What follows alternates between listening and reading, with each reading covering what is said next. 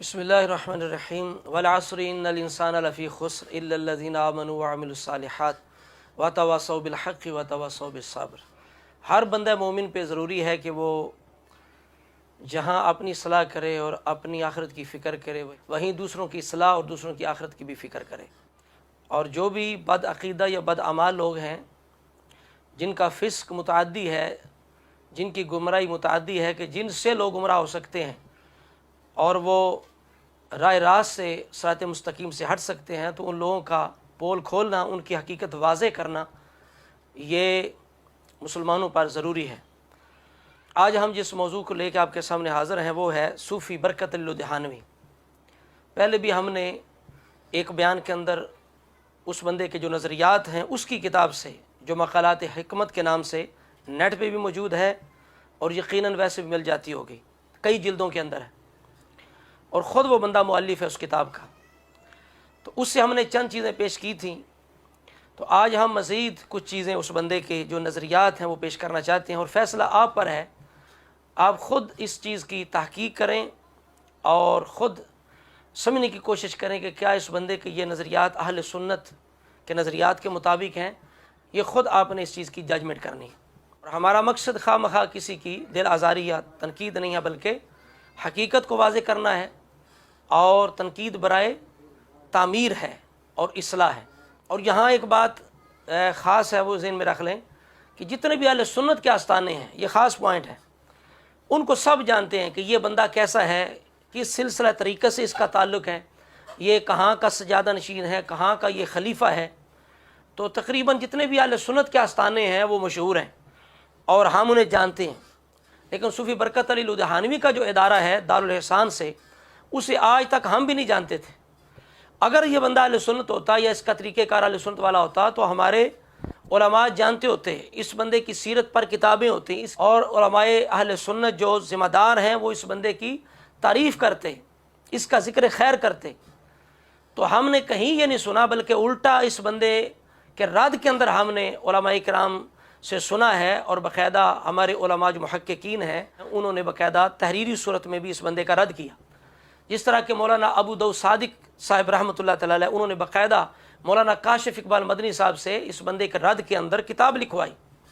یعنی ہمارے جو ذمہ دار علماء ہیں، جو حق اور باطل میں فرق کرنا جن کی زندگی کا مشن ہے، وہ اس بندے کا تقریری تحریری رد کرتے رہے ہیں۔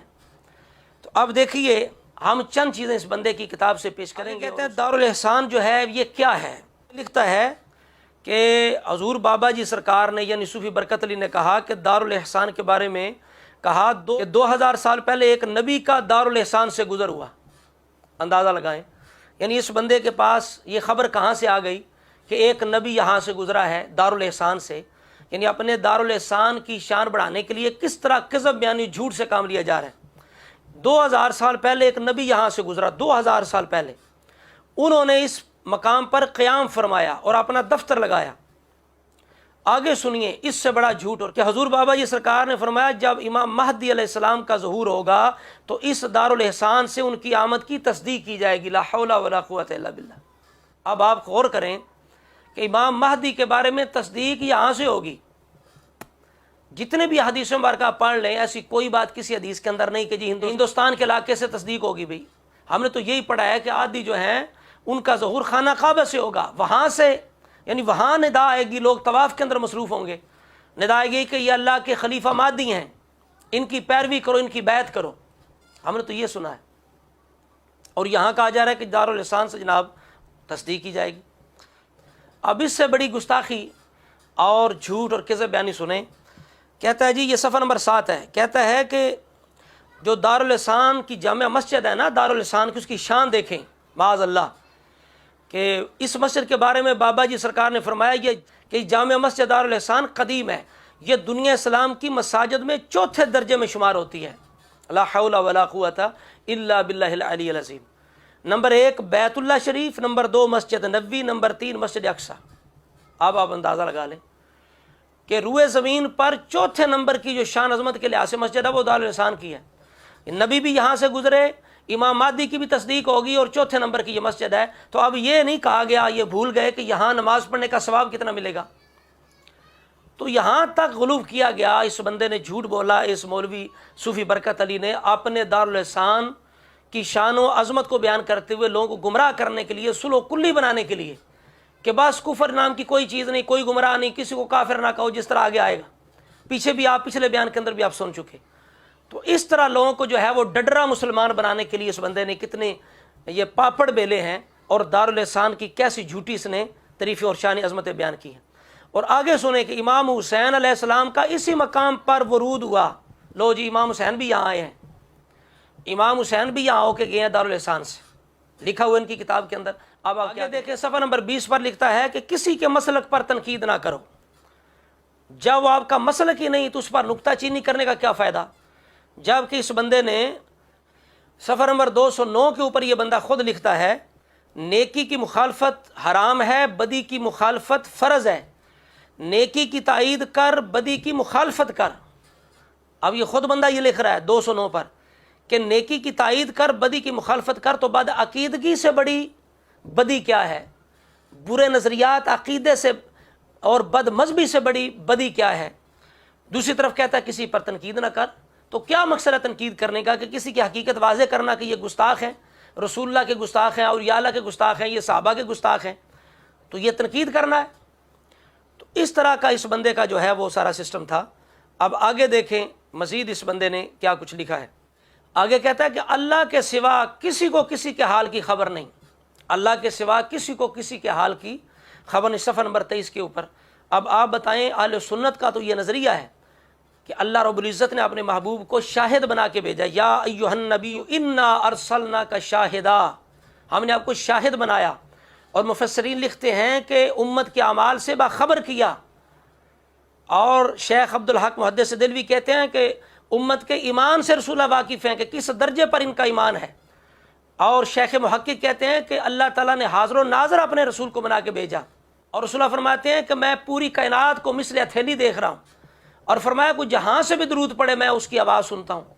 یہ بندہ کہتا ہے کہ اللہ کے سوا کسی کو کسی کے حال کی خبر نہیں۔ یہ جملہ بالکل جو تقویت الایمان کتاب ہے اسماعیل دلوی کی، یہ اسی کا چربہ ہے، سمجھ آ گئی، اور اسی کا یہ پورا رنگ ہے اس کے اندر کہ اللہ کے سوا کسی کو کسی کے حال کی خبر نہیں۔ اور بھئی اہل سنت کا عقیدہ ہے کہ اللہ کی عطا سے اللہ کے نبیوں کو بھی خبر ہوتی ہے، ولیوں کو بھی خبر ہوتی ہے۔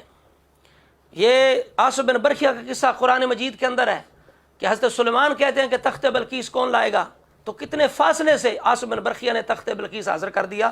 تو آپ بتائیے، اللہ کی عطا سے بِإِذْنِ اللہ۔ اور عیسیٰ علیہ السلام کیا کہتے ہیں کہ میں جانتا ہوں تم کیا کھا کے آئے ہو، گھروں میں کیا جمع کر کے آئے ہو، میں یہ بھی جانتا ہوں۔ یہ اللہ کے نبی عیسیٰ کہہ رہے ہیں، اور یہ بندہ کہتا ہے اللہ کے سوا کو جانتے ہی نہیں۔ تو یہ پورا رنگ وہابیت کا ہے، اور جو تفویت الایمانی جو کتاب ہے اسماعیل دلوی کی، اس کا پورا رنگ ہے اس کے اندر۔ آگے دیکھیے کس طرح اللہ رب العزت کی توہین کر رہا ہے۔ کہتا ہے کہ صفحہ نمبر 37 ہے، کہتا ہے اے اللہ کے بندے، اللہ میں ایسے جذب ہو جیسے دودھ میں پانی ہوتا ہے، لا حول ولا قوت الا باللہ العلی العظیم، نقل کفر نباشد، اللہ میں جذب ہو جائے جیسے دودھ میں پانی ہوتا ہے۔ اب بتائیے کیا یہ چیز عقیدہ توحید کے خلاف نہیں؟ کیا اللہ رب العزت معاذ اللہ ان چیزوں سے پاک نہیں؟ سبحان ربک رب العزت عما یصفون۔ کیا کوئی بندہ اللہ تعالیٰ کے اندر معاذ اللہ اس طرح شامل ہو سکتا ہے، مل سکتا ہے، جذب ہو سکتا ہے، یا اللہ کسی کے اندر جذب ہو سکتا ہے؟ تو ایسے نظریے کو تو علماء نے کفر قرار دیا، جو کہے کہ اللہ تعالیٰ جو ہے وہ حلول کر سکتا ہے، یا اللہ تعالیٰ کسی جگہ قید ہو سکتا ہے، یا کوئی اللہ تعالیٰ کے اندر معاذ اللہ قید ہو سکتا ہے، تو ایسی بات کرنا یہ تو کفر ہے۔